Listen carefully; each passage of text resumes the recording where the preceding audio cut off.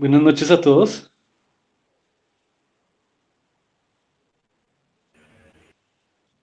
Buenas noches, profe. Buenas noches. Buenas noches. Bueno, quería empezar hablando como un poco de las fechas para que todos las tengamos como en la cabeza. Entonces, las fechas son más o menos las siguientes. O sea, esta semana tenemos encuentros normales. O sea, tenemos dos encuentros. Yo espero hacer la parte de flexión en esos dos encuentros y la próxima semana, o sea, de hoy en 8, tendríamos el último encuentro, que sería el martes, ¿cierto? Eso sería el martes 26 de mayo. Y el viernes no, creo que no tendríamos encuentro. Ah, sí. Sí, el viernes también tendríamos encuentro. Sí, porque los días élites son el 27 y el 28, entonces el viernes tendríamos encuentro de materiales. Bueno, y ese viernes 29 sería el último encuentro. Y el parcial, entonces, sería el martes 2 de mayo. ¿Cierto? Ese sería el último parcial. El martes 2 de mayo. Y yo debería tener listas 2 de las. junio, profe. Eso, 2 de junio, perdón. Sí, 2 de junio. Y yo debería tener listas las notas el 5 de junio. Espero poder tener las notas el 5 de junio. Bueno, realmente no todas las notas. Bueno, no sé, sí. No, entonces el 5 de junio sería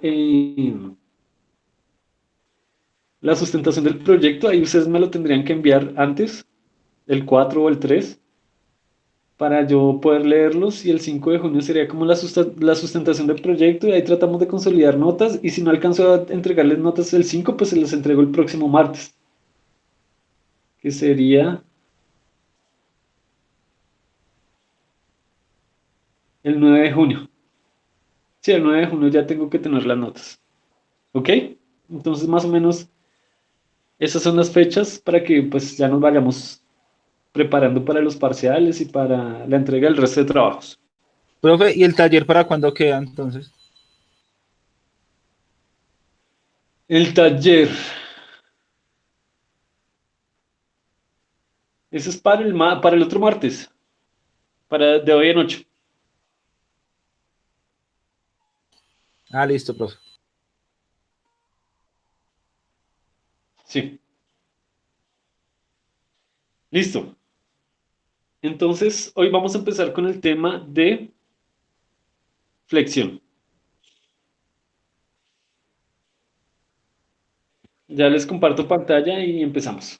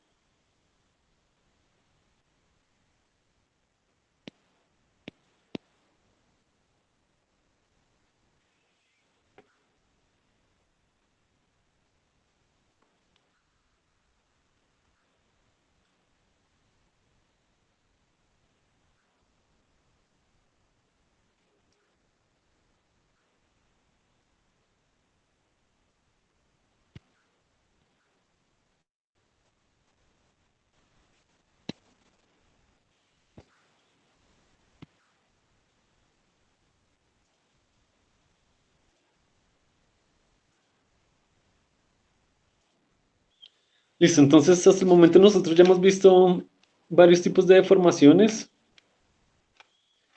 Hemos visto deformación axial, deformación cortante, deformación lateral y últimamente vimos deformación por torsión. Ahora vamos a ver la deformación por flexión. Ustedes más o menos conocen ya el fenómeno de flexión. Es un fenómeno que se presenta por los torques que se le hacen a un material. Por ejemplo, pues en esta barra que tenemos. En esta barra tenemos 4 puntos señalados, los puntos A, C, D y B. Claro, si por ejemplo, el típico ejemplo es el de las pesas, ¿no? Si ustedes colocan dos pesas en los extremos de la barra, cada pesa, digamos que pesa 80 libras, entonces ustedes con los brazos, por ejemplo, deben poder contrarrestar esas pesas, sus brazos estarían en C y en D, entonces el sistema está en equilibrio, tanto en equilibrio traslacional, porque el objeto no se va a mover para arriba y para abajo, y también en equilibrio rotacional, porque si ustedes ven, los torques generados en A y en C se van a equilibrar con los torques generados en B y en D. De hecho, eso va a definir un par torque. Entonces, bueno, esos torques se anulan y pues en principio no se presentaría ni rotación ni traslación. Pero usted se presenta deformación. En este caso se presentaría una deformación por flexión y pues intuitivamente sabríamos que, por ejemplo, los puntos C y D se elevarían y los puntos A y B eh, descenderían, ¿sí? Respecto como a la horizontal de la barra. Y esa es la flexión, esa es la deformación por flexión. Deformaciones que se generan por torques y que curvan, van a generar curvaturas en las barras o en los elementos que estemos considerando.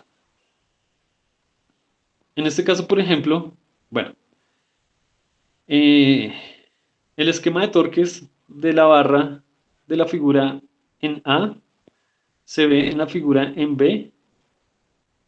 Ahí, por ejemplo, vemos que se va a generar ¿cómo se llama eso? Sí, un par torsión, el denominado par torsión. Aquí podemos entonces recordar brevemente que es un par torsión. Ese es un tema que se ve en estática, pero bueno, aquí no es un tema complejo, aquí lo podemos recordar rápidamente. Simplemente, un par torsión es un torque que surge de fuerzas opuestas con la misma magnitud, este es F y este es F, y digamos que están en una distancia D entre sí.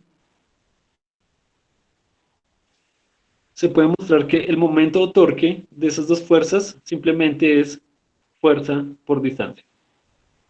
Este es un resultado de estática. Espero que algunos de ustedes lo recuerden. El torque generado por un par de fuerzas opuestas e iguales a una distancia d, es la distancia perpendicular entre las fuerzas, ¿no? Se halla simplemente como la fuerza por distancia. Entonces, por ejemplo, esta fuerza de aquí y esta fuerza de aquí son iguales y opuestas, ¿no? Eso genera un par de torsión en esta dirección. Si ustedes ven, estas dos fuerzas generarían una rotación o un momento en esa dirección y es el que se ve representado en el punto C. Y simplemente el par torsión se calcula como la fuerza, que es 80 libras fuerza en este caso, por distancia, que es 12. Entonces eso da 960 libras por pulgada. Y el par torsión, en este otro caso, tendría la dirección contraria, generaría este momento. Ah, no, no, no, no. Generaría el momento contrario, ¿no? Porque esas dos fuerzas generarían una rotación en este sentido, ¿sí ven? Y pues el momento por estática tiene que ser igual para que el sistema no rote. Y pues es de fuerza por distancia, que es 900 libras por pulgada. Entonces simplemente eso es el par torsión. Que es el momento. En el fondo es lo mismo. Es el momento o torque que que hemos visto hasta acá. Entonces, con ese concepto de par torsión me va a ayudar a analizar las flexiones de los elementos.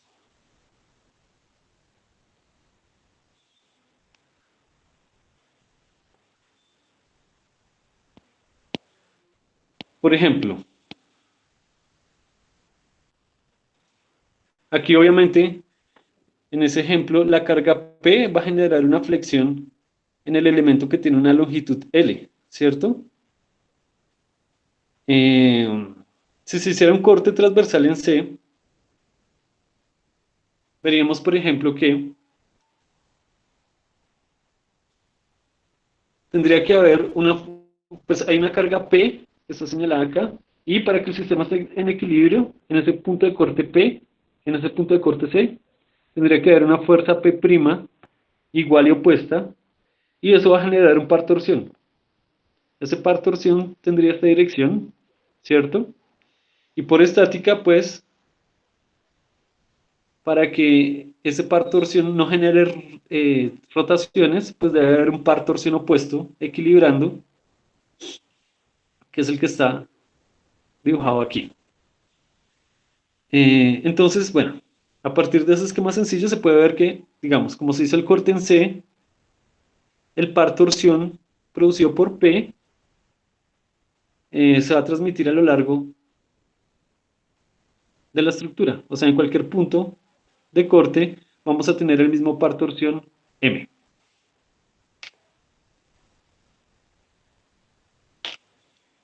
Y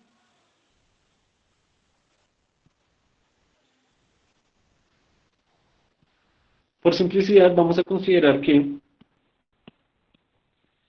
por lo menos en estos primeros momentos de estudio de la flexión, vamos a considerar que que los pares de torsión están sobre el mismo plano. ¿Sí? Si ustedes se dan cuenta,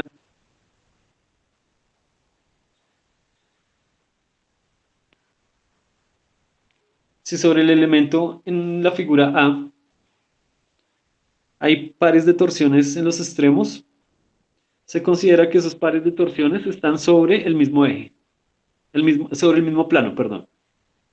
¿Sí ven? Ahí se ve el plano saliente.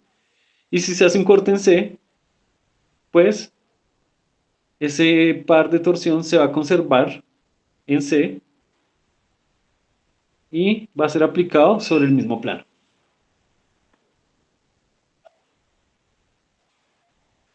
Bueno, y entonces, aquí, cancelar. Y entonces ya vamos a ver, vamos a intentar darle contenido matemático a a la flexión, porque pues necesitamos hacer cálculos de flexión, ¿no? No nos vamos a quedar aquí en lo cualitativo, sino vamos a ir a lo cuantitativo. Y eso lo vamos a hacer de la siguiente manera. Como siempre, vamos a tomar pequeños elementos diferenciales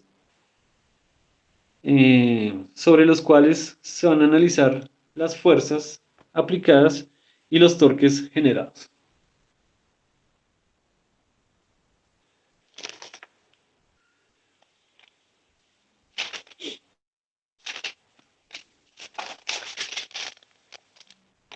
Entonces, para eso, bueno, vamos a dividir la pantalla.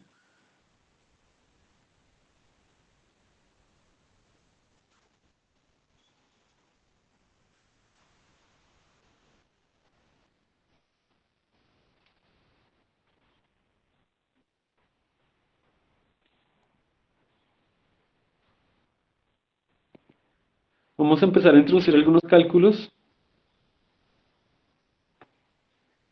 que nos muestran justamente cómo se puede matematizar este fenómeno de flexión y sus correspondientes deformaciones.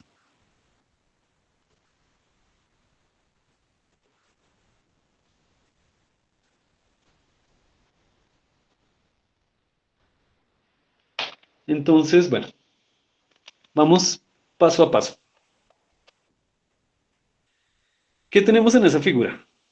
Tenemos que fue aplicada una carga, esa carga no está señalada ahí, es el corte transversal sobre un elemento, y vamos a analizar las fuerzas sobre ese corte transversal y vamos a ver cómo esas fuerzas se relacionan con la flexión. Entonces, ¿qué tenemos ahí? Tenemos lo siguiente. Sobre ese elemento tenemos Primero, en X, vamos a tomar este elemento de acá, que es igual a este elemento de acá. En X tenemos un esfuerzo en X en su misma dirección, y eso es un esfuerzo normal, ¿cierto? Entonces, primero tenemos que la sumatoria de fuerzas en X debe ser igual a cero, ¿cierto? Como no estamos analizando, como el elemento no se está trasladando, entonces la sumatoria de fuerzas debe ser igual en X. Nosotros sabemos que, en general, el esfuerzo se define como carga sobre área. Entonces aquí tenemos lo siguiente. La sumatoria de fuerzas, la fuerza es, pues, según esta ecuación, la carga o la fuerza es esfuerzo por área. Entonces vamos a tomar el esfuerzo en X y multiplicado por el área, pero el área es un diferencial de área, ¿cierto? Y como es un diferencial de área y tenemos que la sumatoria de fuerzas en X es igual a cero, realmente esto es un diferencial de fuerzas en X. Como tenemos que la sumatoria de fuerzas en X es cero, pues si hacemos una sumatoria continua de sumatoria de fuerzas, pues nos quedaría la integral del diferencial de fuerza, que sería pues el esfuerzo por el diferencial de área, y todo eso debería ser igual a cero. Entonces esa ecuacioncita la vamos a guardar en una cajita. ¿Ok? Eso es simplemente una manifestación de la sumatoria de fuerzas, que es igual a cero. Listo, vamos a seguir analizando entonces ese esfuerzo en X que otros fenómenos produce. Por ejemplo,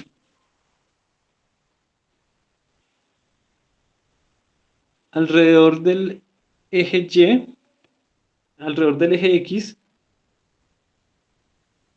se produciría lo siguiente.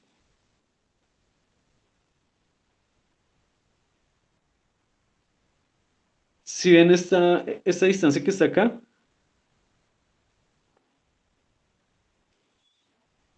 esa distancia que está ahí, por esta fuerza que está acá, produciría un torque, ¿cierto? Fuerza por distancia produciría un torque. La distancia sería z, la fuerza sería, pues como ya vimos, sigma por diferencial de área, y eso produciría un torque en el eje Y. Espero que se vea más o menos claramente ahí.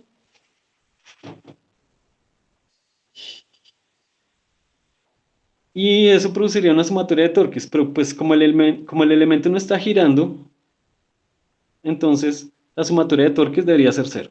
Eso lo vamos a escribir a continuación. Entonces la sumatoria de torques, que es la distancia z por la fuerza en X, es igual a cero.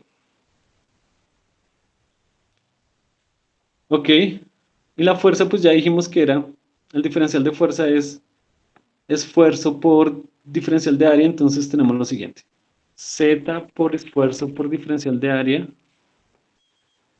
y esa suma la volvemos una suma continua, entonces es una integral, es igual a cero. Entonces esto genera eso.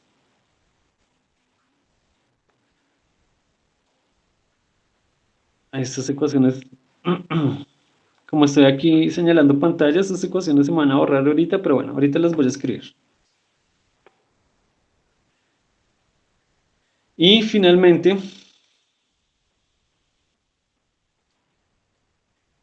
vemos qué pasa con la distancia y. La distancia y de nuevo la fuerza en X va a generar como una rotación en Z, un momento en Z, ¿cierto? Ahí más o menos se ve en la gráfica Z, que es esta distancia, por la fuerza en X, va a generar un torque. Esta es una rotación en Z y esta es la rotación que me interesa. Esa rotación en Z sí es la que genera la flexión. Entonces, esta rotación es la que genera la flexión. Claro, porque la flexión va a ser en el plano horizontal, en el eje X, pues causada por la fuerza en X, pero va a ser debido a una rotación en Z. Ese momento es negativo, ¿cierto? Ese momento va en menos Z. Entonces puedo escribir que el momento o torque ahí es menos Y. Esta distancia es Y, perdón. A ver, esta distancia de ahí es Y. Este pedacito de aquí es Y, porque está en el eje Y. Entonces el torque ahí va a ser menos Y por la fuerza en X. Y eso va a ser igual al momento. Va a ser igual al momento.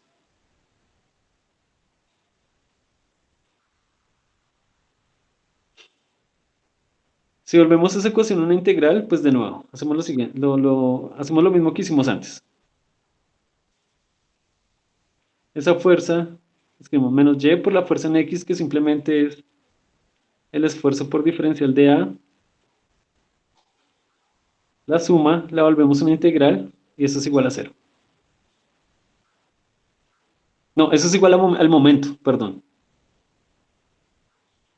Eso es igual al momento. Y ese momento es el momento que me va a generar la flexión. ¿Sí? Porque claro, el momento en Y, el dibujo que un poco atropellado, es el momento en Z, perdón, es el momento en Z lo que va a generar la flexión, ¿cierto? Es lo que va a generar que este objeto se curve hacia arriba o hacia abajo, ¿sí? Entonces, pues es una de las ecuaciones que me interesa y las que vamos a estudiar. Simplemente, ¿qué son esas ecuaciones? Simplemente son ecuaciones de sumatorios de fuerzas o de momentos expresadas en forma diferencial, en forma integral más bien, porque pues la sumatoria ya no es una sumatoria discreta, sino una sumatoria en continuo, y por lo tanto los símbolos sumatorios se vuelven símbolos de integral. Entonces, bueno, voy a guardar esas tres ecuaciones.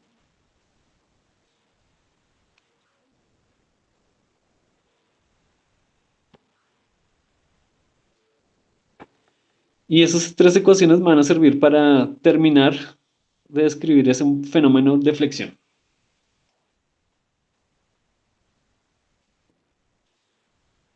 Si, si en algún momento termina de guardar, bueno.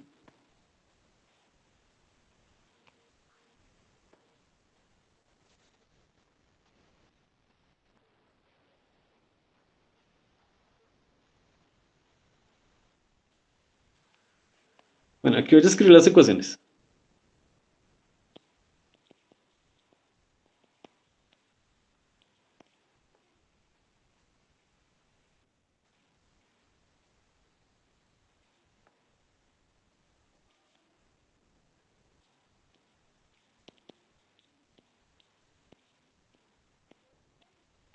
Las primeras dos que son iguales a cero y la última que es el momento que nos interesa, que es el momento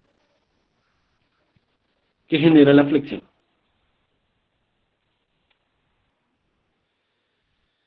Listo.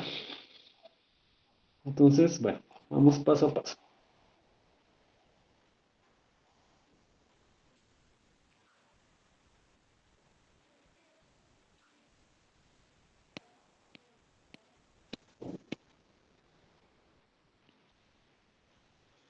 Entonces, más o menos de lo que estamos hablando es lo que está en el esquema, ¿cierto? De nuevo, tenemos dos momentos. De ahora en adelante vamos a llamar M momento flector.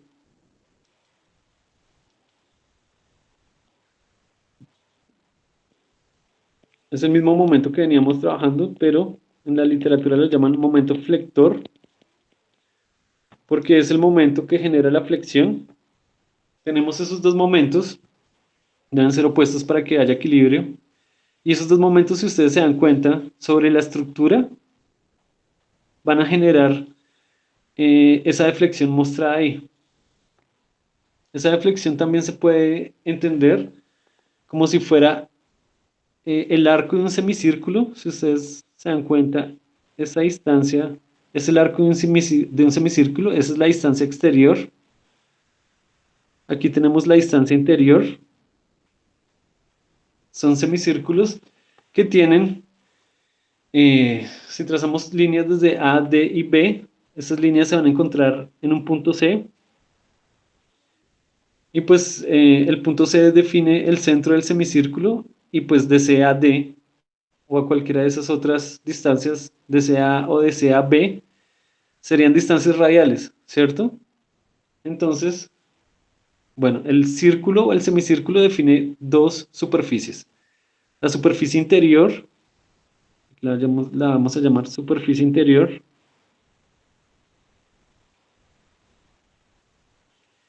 y la superficie exterior. Tienen diferentes radios, ¿no?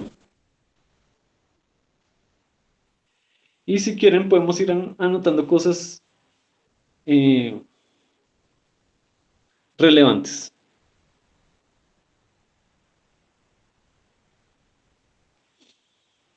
Vamos a tomar este momento flector como referencia y ese momento flector es un momento flector positivo, ¿cierto? Y se dice entonces que si el momento flector es positivo, vamos a anotar, podemos anotar las siguientes cosas. ¿Ustedes qué dicen? ¿La superficie interior se está alargando o se está reduciendo? ¿Cuál sería la respuesta?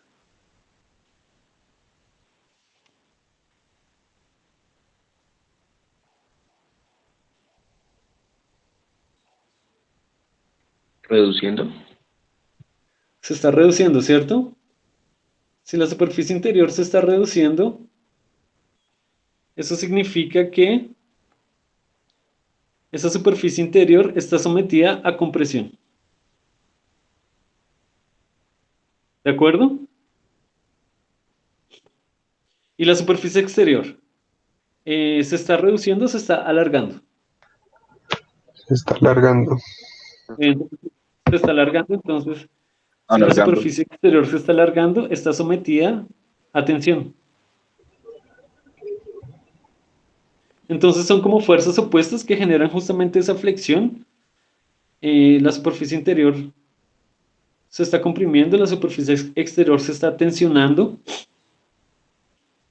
y, bueno, eso es lo que se conoce como flexión positiva o hacia arriba o cóncava, ¿cierto? Esa es una flexión cóncava. Podríamos tener una flexión contraria, ¿no? Una flexión convexa o en la dirección. Una flexión cóncava sería esta. Una flexión convexa, pues sería lo contrario, sería esto. Y pues ahí se invierten los papeles, ¿no? El momento flector es negativo, la superficie, bueno, la superficie, es que esos términos interior y exterior pueden ser un poco ambiguos, pero bueno. En todo caso, la superficie interior sigue siendo la misma, sigue siendo la superficie que se somete a compresión. Esta sería la superficie interior. Y la superficie exterior, pues seguiría siendo la superficie que se somete a tensión. Bueno, eso simplemente para remarcar que pueden haber flexiones cóncavas y convexas.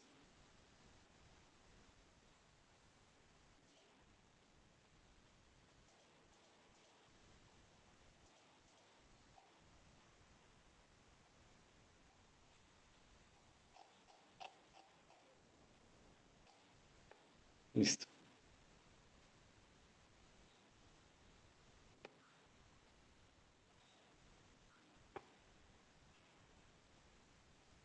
Ok, ok, aquí es un poco lo que estamos viendo. Bueno,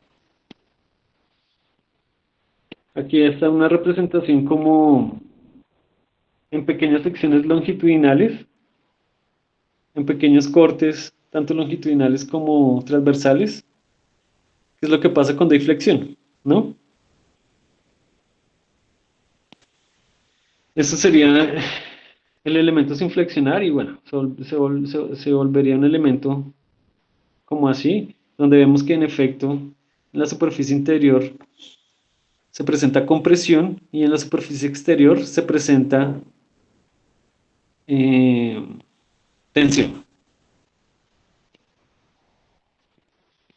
Y bueno, más o menos entonces vamos a tratar de nuevo lo que les dije ahorita de matematizar eso que estamos llamando flexión. ¿Y cómo lo podemos calcular? Entonces, vamos a anotar varias cosas acá. ¿Qué tenemos? Tenemos un elemento flexionado.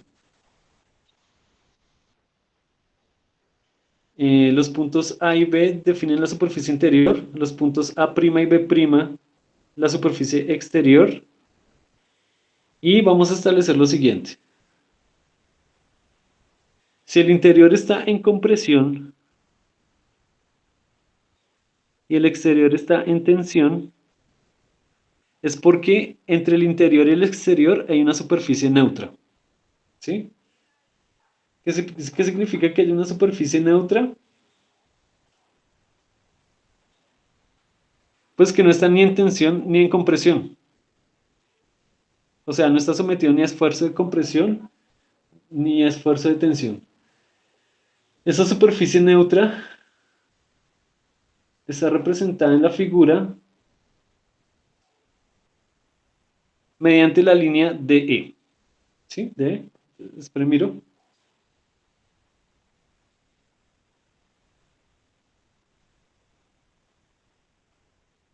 Sí. DE. Entonces, la superficie DE es la superficie neutra. Entonces, bueno, ¿eso qué significa? Que como no está sometida ni a tensión ni a compresión, no va a tener deformación. Si antes medía una longitud L, va a seguir midiendo esa misma longitud L. En cambio, pues obviamente la superficie interior se va a reducir y la superficie exterior se va a alargar. Ok. Y entonces, también aquí vamos a definir la superficie JK.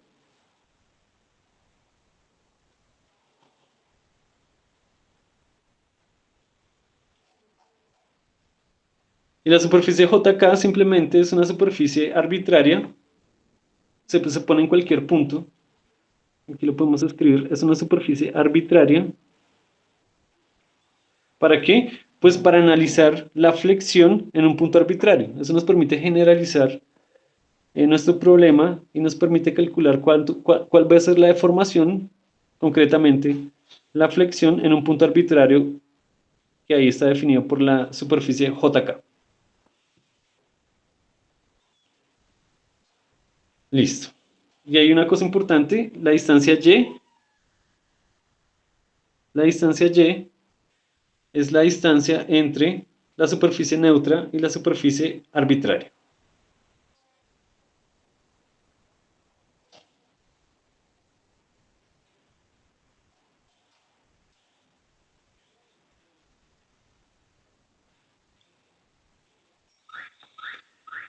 Si miramos con cuidado, entonces, bueno, anotemos las siguientes cosas.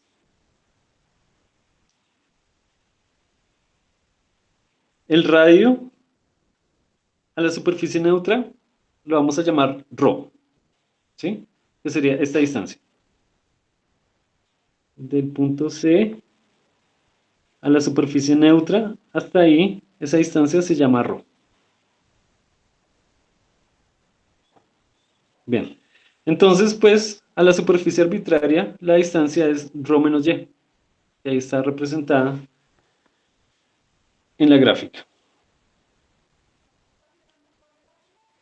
Bueno, entonces ya mencionadas todas esas cosas, falta solamente mencionar que eh, si la flexión está determinando un semicírculo, un pedazo de círculo de radio ρ, bueno, aquí está señalado el radio ρ, desde la superficie neutra hasta el centro del semicírculo, entonces eh, las distancias de cada una de esas superficies, si ven, tanto a la izquierda como a la derecha, los arcos generados por cada una de esas superficies van a determinar el ángulo θ, ¿cierto? Que es común para todas las superficies, para la deformación en cada una de las superficies.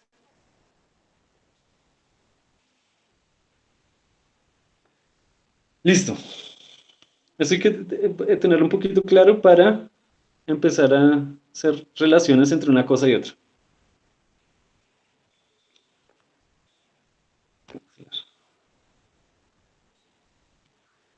Entonces, con eso en mente,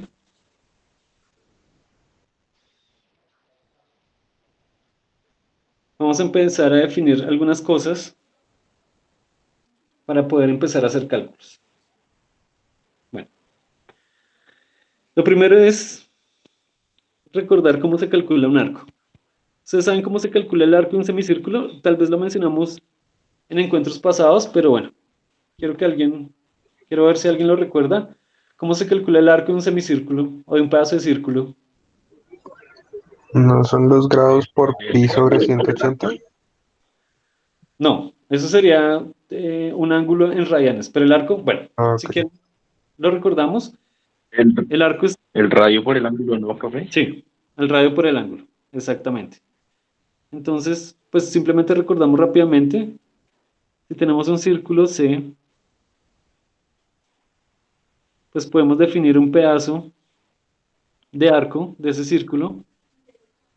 El arco por lo general se escribe como S, y S simplemente es el radio por el ángulo. Así se llama así se halla el pedazo de arco. Que es lo que tenemos a la derecha y es lo que vamos a empezar a relacionar. Entonces, empecemos con la superficie neutra. Y el arco determinado por esa superficie neutra.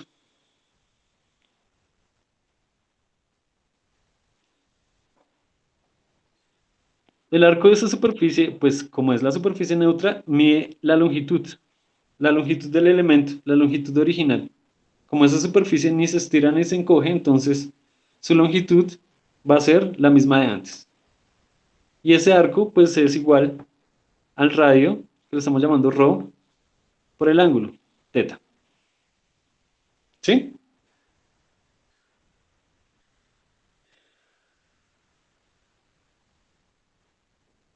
Ok.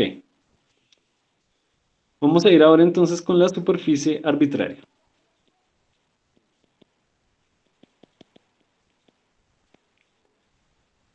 Vamos a llamar el arco de esa superficie L'. L' entonces, ¿cómo nos queda? ¿Cuál es el radio, según el dibujo, cuál es el radio a la superficie arbitraria? Rho menos Y. Rho menos y, exactamente, Rho menos y. Por el ángulo, que es el mismo.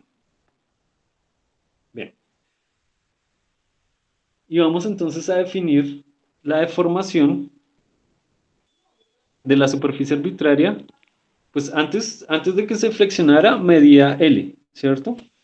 Entonces, la deformación de esa superficie simplemente va a ser L' menos L. Haciendo las cuentas respectivas ahí, rápidamente nos queda ρ menos y por θ menos ρ por θ. Ahí se elimina este término que es ρ por θ con ρ por θ, son signos contrarios, y tenemos que el delta es menos y por θ. Esa es la deformación de la superficie arbitraria.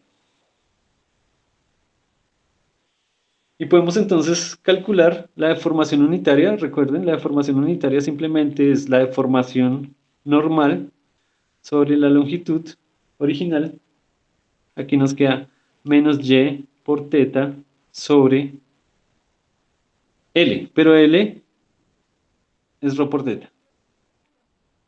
Ahí teta y teta se van y me queda que la deformación unitaria es menos y sobre rho.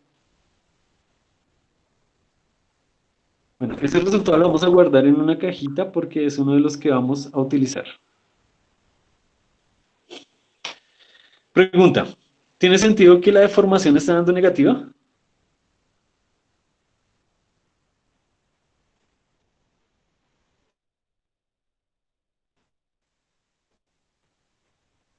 ¿Cómo, ¿O no? profe?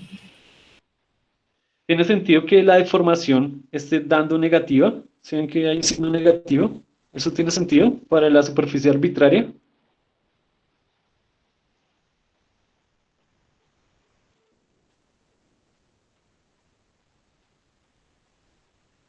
No, profe, ahí sí no sé. Cuando una deformación daba negativa, pues cuando estaba en compresión, ¿cierto? ¿Será que la superficie arbitraria está en tensión o en compresión? Está en compresión. Presión. Está en compresión, entonces sí tiene sentido que sea negativa. Bueno, recordemos, la superficie arbitraria es la JK, ¿no? Y la neutra es DE. DE. Sí, entonces, pues claro, ahí se ve en el dibujo que, como está encima de la superficie neutra, la superficie JK o arbitraria está en compresión. O sea que su deformación es negativa. Listo. Voy a escribir una cosa que tal vez sea importante escribirla en palabras. Es una de las conclusiones a las que estamos llegando y es que la deformación unitaria longitudinal, o sea, EX, varía linealmente con la distancia. Varía linealmente con la distancia Y desde la superficie neutra. Entonces varía linealmente con Y. Y Y pues ya sabemos que Y es la distancia entre la superficie neutra y la superficie arbitraria.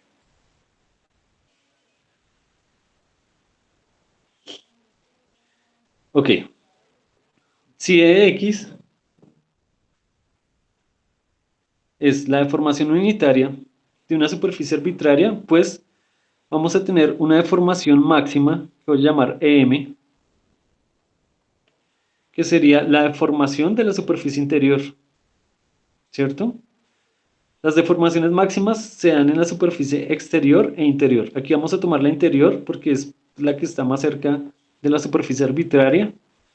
Y esa deformación máxima, pues también es negativa en el caso de la superficie interior, y es menos y sobre el radio de la superficie interior.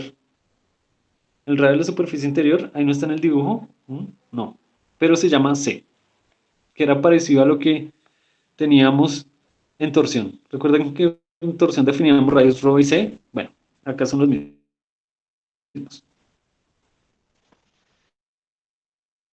Entonces,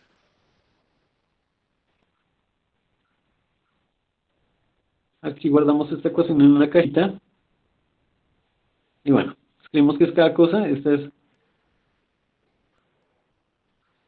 EM, es deformación máxima, E máxima.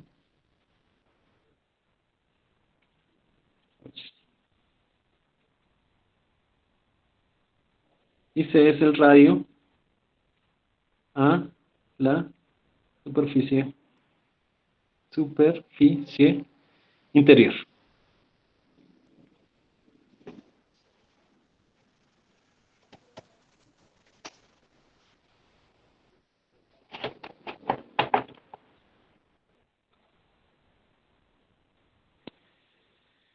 A ver, listo.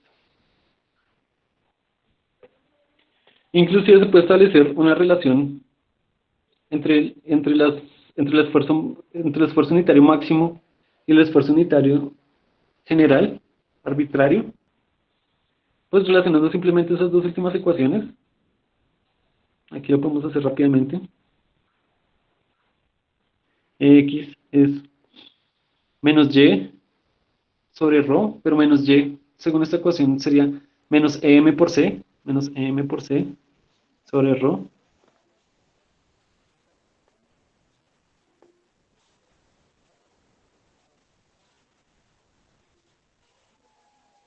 A ver, X menos Y sobre ρ.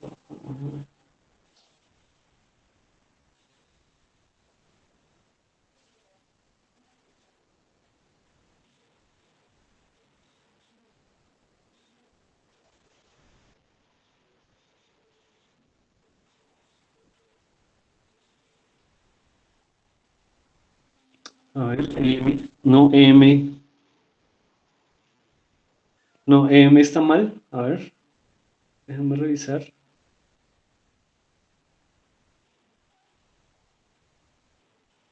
Ah, sí, no, yo escribí EM mal.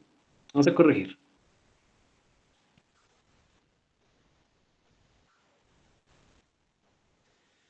Entonces, teníamos que X es menos Y sobre ρ. ¿Ok? Y es la distancia desde la superficie neutra. ¿Mm? Entonces, en ese sentido, la deformación máxima es, vamos a escribir como valor absoluto, la deformación máxima es C sobre ρ,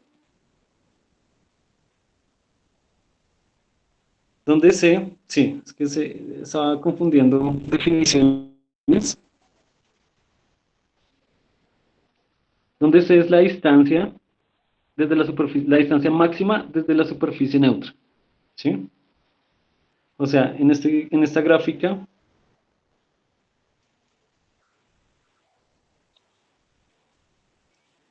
C sería esto.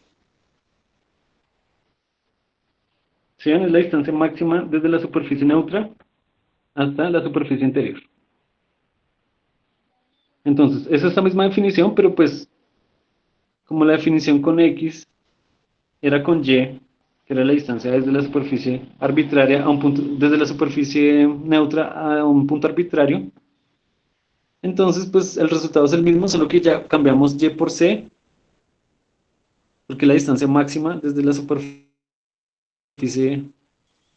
neutra sobre ρ, y ρ sigue siendo el radio a la superficie neutra. Entonces aquí especificamos C, la distancia máxima a la superficie neutra.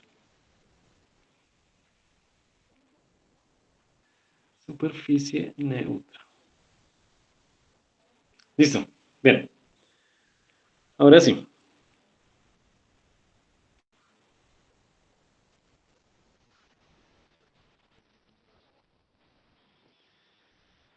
Ahora sí, despejamos ρ de aquí. Si despejamos ρ de aquí nos quedaría ρ es igual a C sobre EM y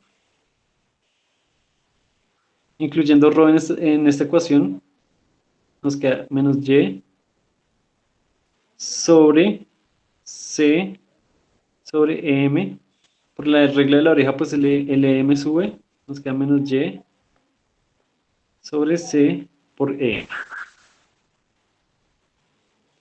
Entonces, bueno, eso es simplemente para escribir otra ecuación que vamos a utilizar y es que el esfuerzo arbitrario, el esfuerzo en la superficie arbitraria, en el punto arbitrario, pues a una distancia y que es arbitraria, es igual a menos y sobre c, que es la distancia máxima, a la superficie arbitraria, a la superficie neutra, por el esfuerzo máximo.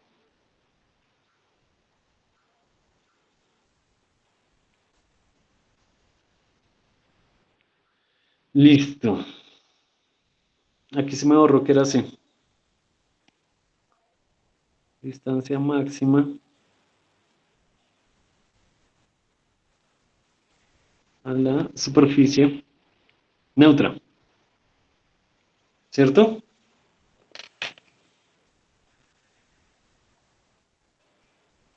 Listo. Entonces guardemos esto. Bueno, eso es como siempre cuando vemos un tema, cuando empezamos a ver un tema, lo tenemos que ver primero teóricamente, de dónde están las ecuaciones y bueno, ya después se pueden hacer ejercicios de aplicación. Entonces vamos viendo qué es lo que pasa con esquemas también para ir comprendiendo mejor el asunto.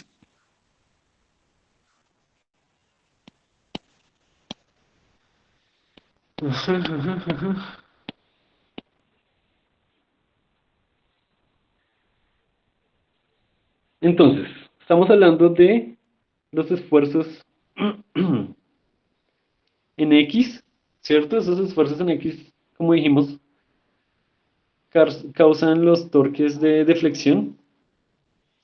Y aquí se ve como un perfil de cómo varían los esfuerzos a lo largo del elemento.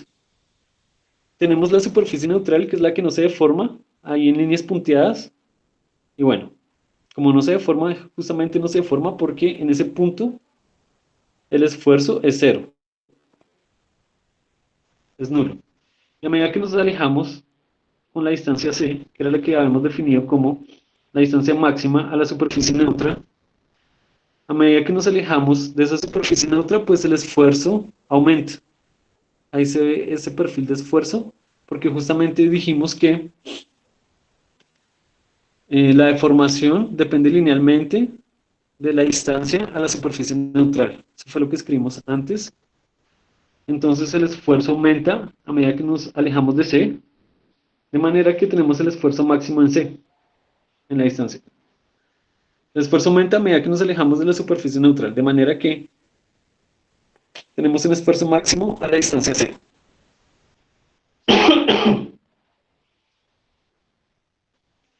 Y eso es más o menos lo que, bueno, eso es más o menos lo que causa, pues incluyendo los torques, eso es más o menos lo que causa la deflexión.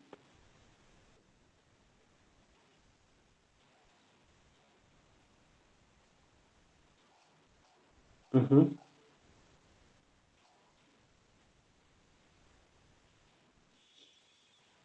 Y aquí vamos a decir entonces que vamos a empezar a trabajar en el rango elástico. Como ustedes ya saben, decir que vamos a trabajar en el rango elástico significa decir que vamos a trabajar con la ley de Hooke, que define deformaciones que no son constantes, que no son permanentes, sino que cuando se quitan las cargas, en este caso la carga de flexión, pues la estructura recupera su forma original.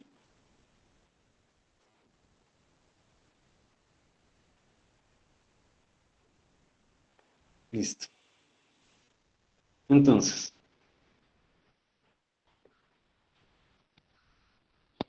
vamos a seguir deduciendo ecuaciones importantes.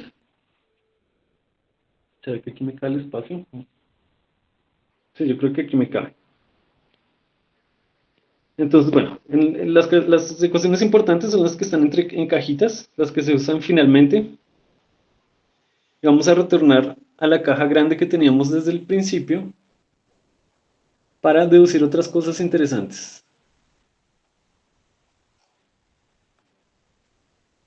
Vamos a empezar con esta ecuación. Será la sumatoria de las fuerzas igual a en x igual a 0. Entonces escribámosla acá otra vez. Integral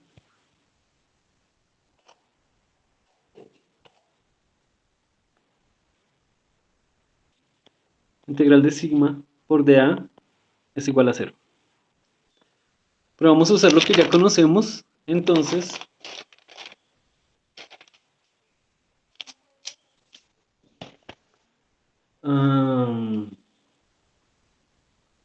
vamos a utilizar lo que ya conocemos para seguir deduciendo relaciones importantes.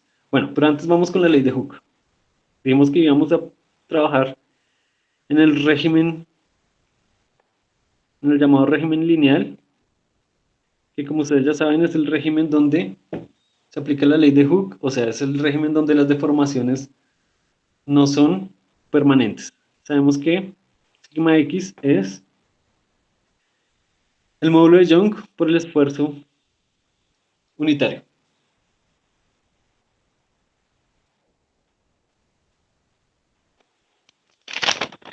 Entonces tomando una de las ecuaciones que teníamos antes, en concreto, tomando esta ecuación, la vamos a pasar al otro lado.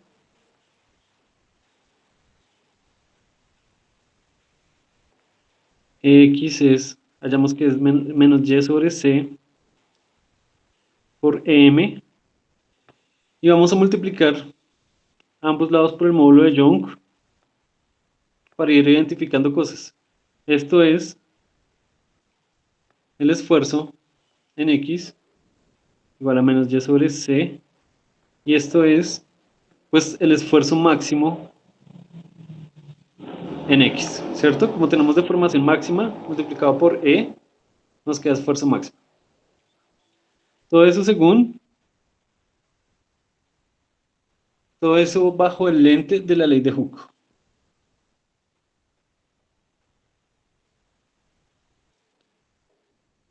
Listo, ahora sí.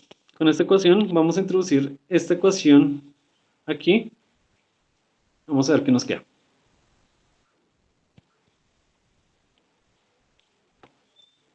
Entonces sigma es menos y sobre c por esfuerzo máximo por dA, y eso es igual a 0. Sacamos lo que es constante pues el esfuerzo máximo sobre c, el negativo también es constante. Lo que no es constante es el y por dA, igual a 0.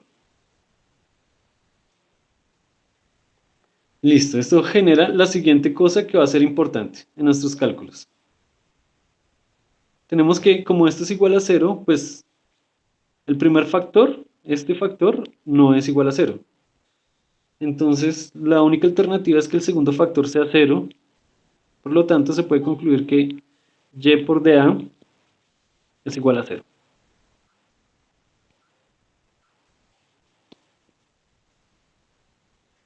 ¿Eso qué es? Esto es conocido como el primer momento. En geometría, eso es conocido, en geometría diferencial, eso es conocido como el primer momento o centroide. ¿Alguien recuerda qué es el centroide de un elemento? Es el punto de equilibrio de toda la masa del elemento, ¿no es que es? Se puede hallar así, sí, sí. Pero en general, digamos, el centroide es el centro geométrico, ¿sí? Por ejemplo, el centroide de un círculo, pues es su centro.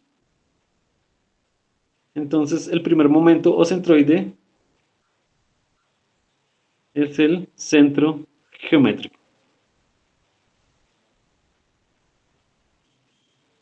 De un elemento y se halla de esa forma que está ahí.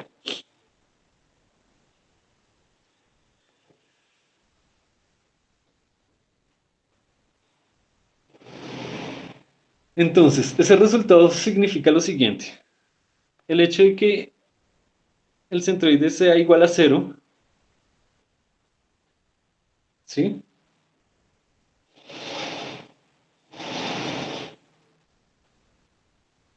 Significa que esa ecuación es el centroide de la sección transversal respecto al eje neutro, ¿sí? Ese es el primer momento respecto al eje neutro o centroide, y significa que si un elemento se somete a flexión y los esfuerzos están en el rango elástico, el eje neutro, eso significa que el eje neutro pasa por el centroide de la sección.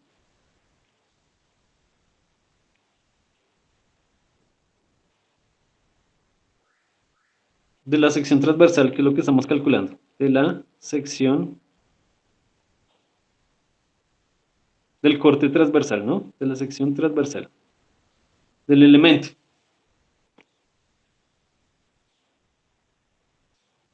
Claro, claro, si el centroide es cero es porque la distancia al eje neutro es cero. Entonces, el eje neutro pasa por el centroide.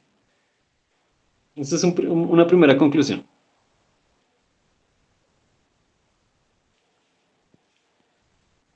Segunda conclusión. Vamos a tomar entonces la ecuación del momento que teníamos acá. Entonces la escribimos.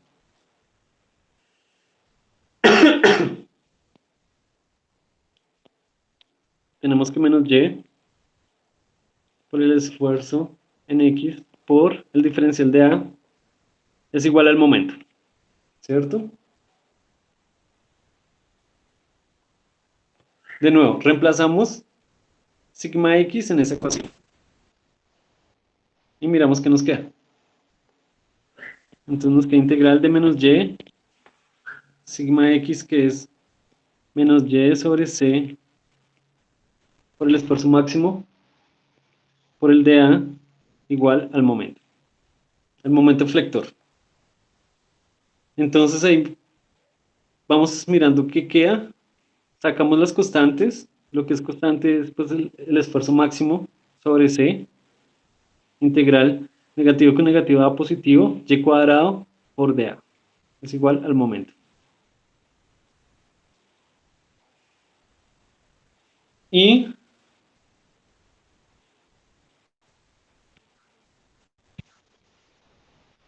lo que voy a encerrar en un cuadro se llama segundo momento o momento de inercia.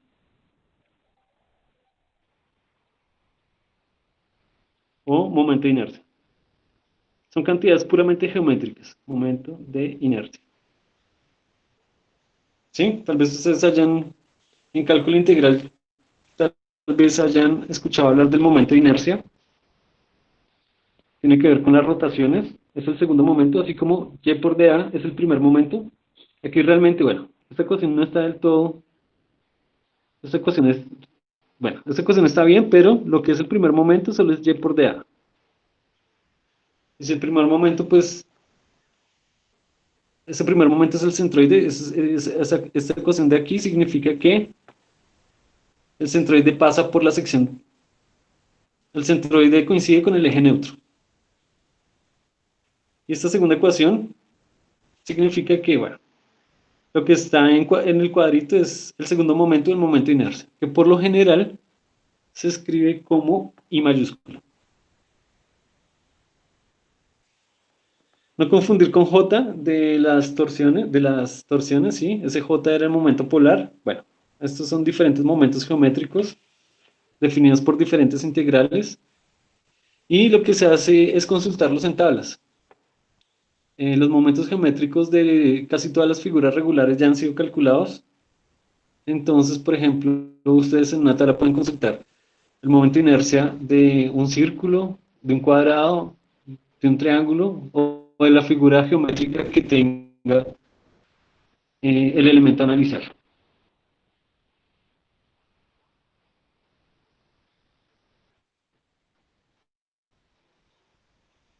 Entonces, vamos a llegar a nuestra siguiente ecuación. Entonces, esta ecuación de aquí se puede escribir de la siguiente manera. Esfuerzo máximo por I, que es lo que está en el cuadrito rojo, por I sobre C es igual a M. O de otra forma, si despejamos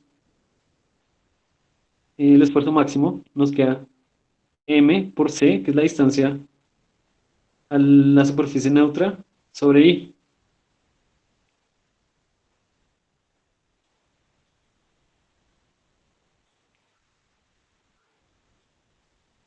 Y eso lo encerramos en otra cajita. Entonces vamos introduciendo vamos introduciendo conceptos nuevos que nos ayudan a calcular las deformaciones por flexiones.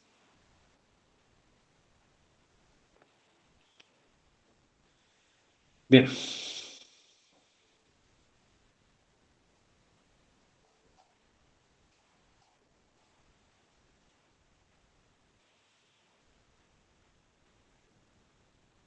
Ujú, ujú, ujú.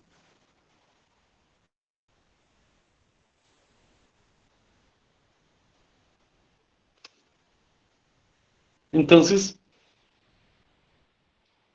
vamos a reemplazar este esfuerzo máximo aquí.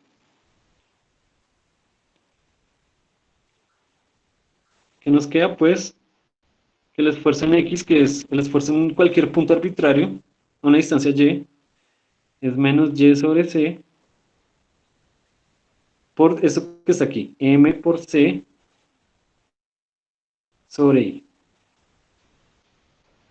Eso elimina C con C y nos queda que entonces el esfuerzo arbitrario es menos Y. Nos quedamos al revés. Primero escribamos el M menos M por Y sobre I.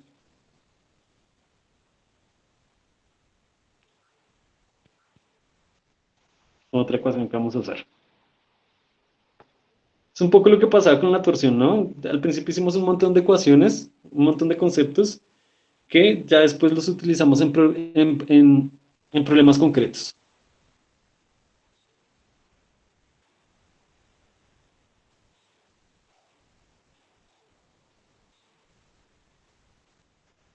Listo, ya casi acabamos. No se preocupen.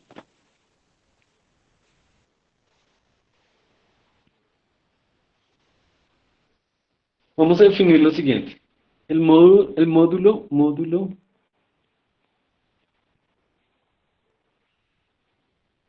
elástico de la sección. ¿De cuál sección? Pues de la sección transversal. Lo definimos mediante la letra S y simplemente es una definición que se establece como el momento de inercia sobre C. Recuerden que C es la distancia máxima desde la superficie neutral.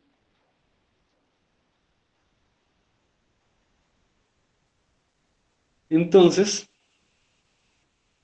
podemos hacer lo siguiente.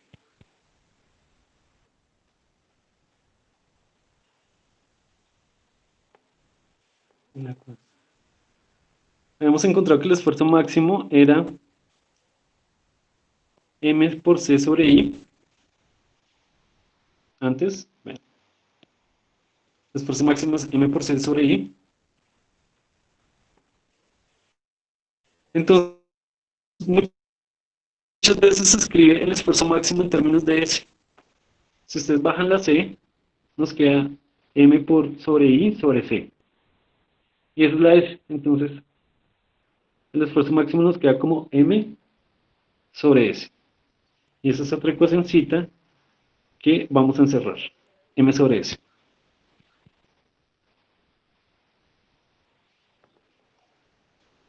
Listo.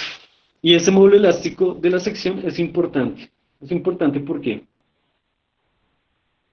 Porque ese módulo elástico, si ustedes se dan cuenta, encerrémoslo también, es una propiedad puramente geométrica. Solo depende de la geometría del elemento, solo depende de la geometría de la sección transversal. Por eso se llama módulo elástico de la sección. De alguna forma creo que por eso se llama S mayúscula, porque hace referencia a la sección transversal y depende simplemente del momento de inercia, que ya dijimos que era una cantidad geométrica, sobre C, que es otra cantidad que depende solo de la geometría, el radio a la superficie neutra. Entonces, ese solo depende de la geometría.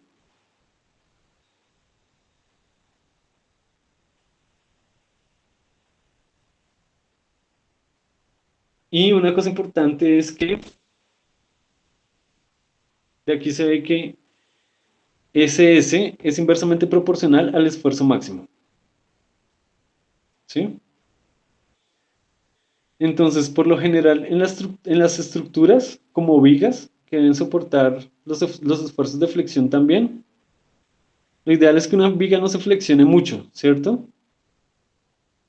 Entonces, en general se quiere que ese S sea lo más grande posible, para que el esfuerzo máximo no sea tan grande, es decir, para que no se generen flexiones muy grandes. Si el esfuerzo máximo es muy grande, pues se va a flexionar mucho la cosa y eso es lo que no queremos. Queremos que este sea pequeño, o sea, eso significa que S debe maximizarse, debe hacer lo mayor posible. Eso se puede ver mediante el siguiente ejemplo, mediante el siguiente esquema.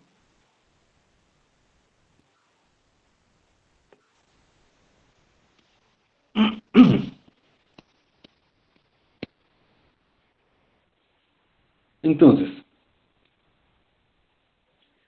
tenemos dos secciones transversales, esas son las secciones transversales de 2 vigas, ¿sí?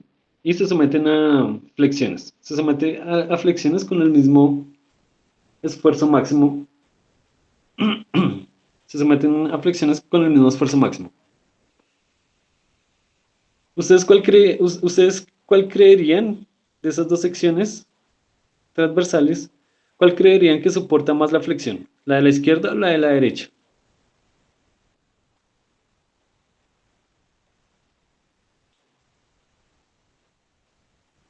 La flexión, ¿cierto, bro? La flexión, sí. ¿La de la izquierda o la de la derecha? La de la izquierda. ¿Sí? ¿Todos dicen que la de la izquierda?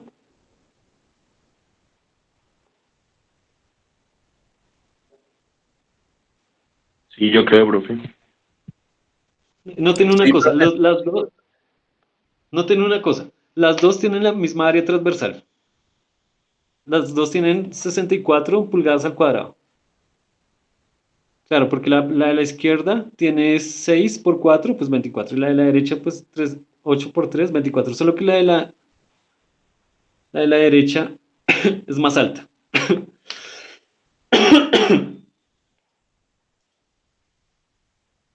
Entonces, ¿todos creen que la de derecha soporta más la flexión?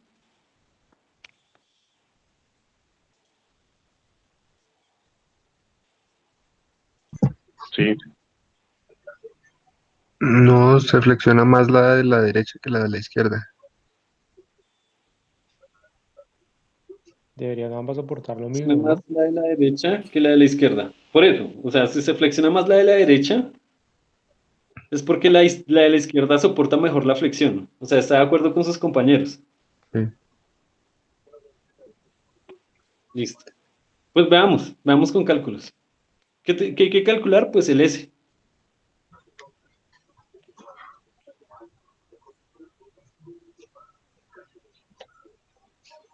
Entonces calculemos el S para esas dos secciones transversales. Entonces, esta es una figura geométrica, ambas son la misma figura geométrica, son rectángulos. Entonces, el S de un rectángulo, para un rectángulo, tenemos acá, rectángulo. El S de un rectángulo se puede consultar en tabla. Bueno, el S de un rectángulo es I sobre C. Y el momento de inercia de un rectángulo, pues eso se puede consultar en tablas, porque ya se ha calculado. El momento de inercia de un rectángulo es un doceavo de la base por la altura, al cubo.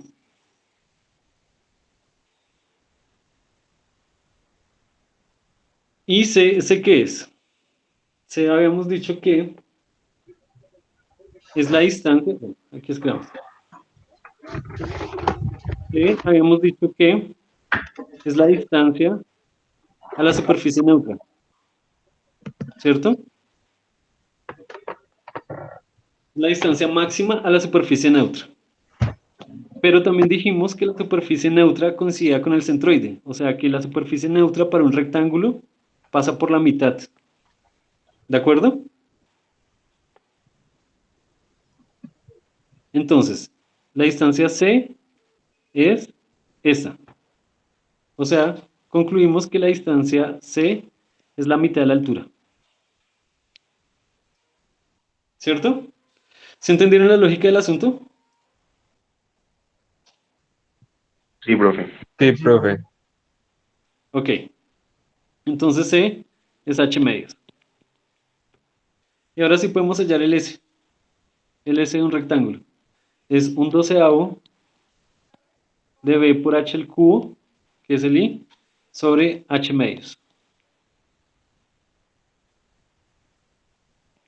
Un h se va con un h, y eso me queda un sexto de b por h al cuadrado. Noten una cosa, vamos a escribir este resultado S en términos del área, porque el área es común, el área es la misma en esas dos secciones transversales. Entonces el área, pues el área simplemente es b por h. Entonces sacamos un h de esta ecuación y nos queda un sexto de el área y sobra un h. Un sexto del área por el h. Entonces aquí estamos estableciendo lo siguiente, que el S para un rectángulo es un sexto del área por el H. O sea, que es Digámoslo, mejor el de la derecha. sí, esa es la conclusión. Es mejor para flexiones utilizar una estructura como la de la derecha. Entonces, ya que su compañero lo mencionó, quería que pues, nos explicara en sus propias palabras por qué. Pues porque la altura, que en este caso ahí es el un sexto del área por el h, esa altura es mucho mayor en la de la derecha.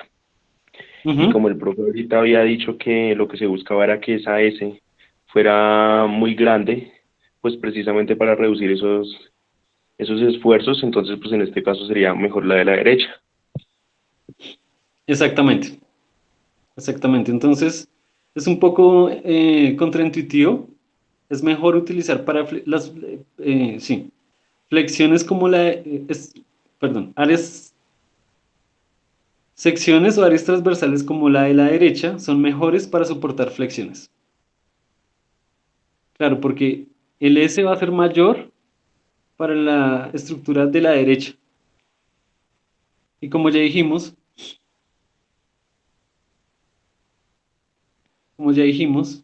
si el S es mayor, pues el esfuerzo máximo que tiene que soportar va a ser menor.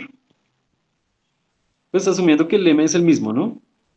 Asumiendo que el momento es constante, pues el área también es constante para los dos. Entonces, asumiendo que el momento flector para los dos es constante, entonces si m es grande, pues sigma es pequeño. Entonces, lo que se busca siempre en las estructuras es eso. Es un S grande para que, para resistir mejor la flexión.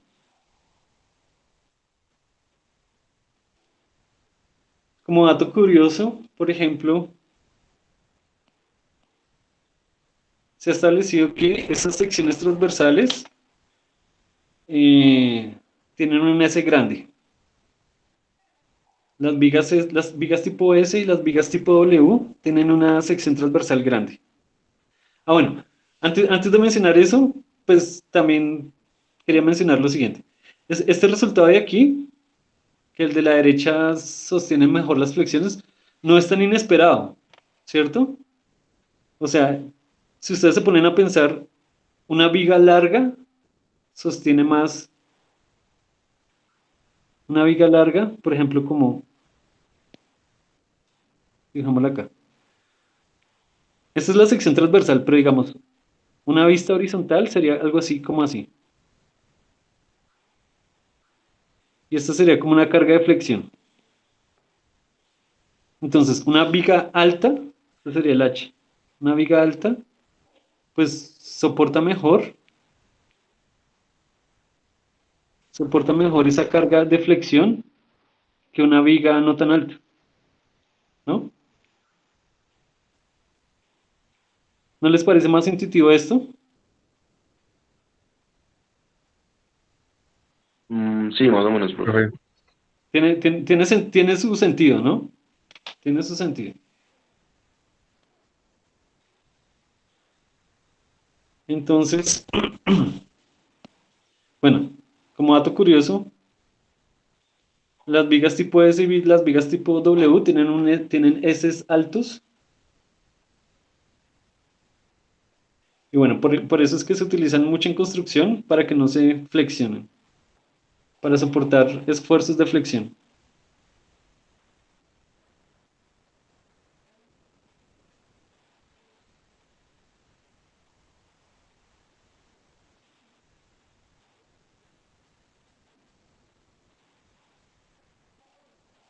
Bueno, no los quiero saturar tanto y bueno, igual ya se va a acabar la hora del encuentro.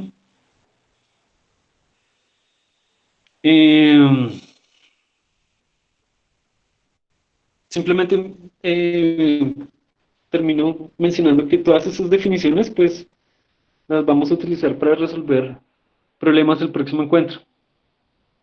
Y pues como siempre les recomiendo mirar la sección de flexión en el programa, a ver si podemos hacer algo, corroborar, por ejemplo, como hicimos con torsión o algo así. ¿Ok? Listo, profe. Vale, profe. Bueno, profe. Entonces, no siendo más, bueno, ya les envié el taller a los correos, ¿no? ¿Se lo recibieron? Sí, profe. Sí, señor. Listo, entonces me la entregan en 8 días, puede ser. Listo, profe. Vale, profe. Bueno, entonces que estén bien. Listo, profesor. Listo, profe, gracias. Gracias. Gracias.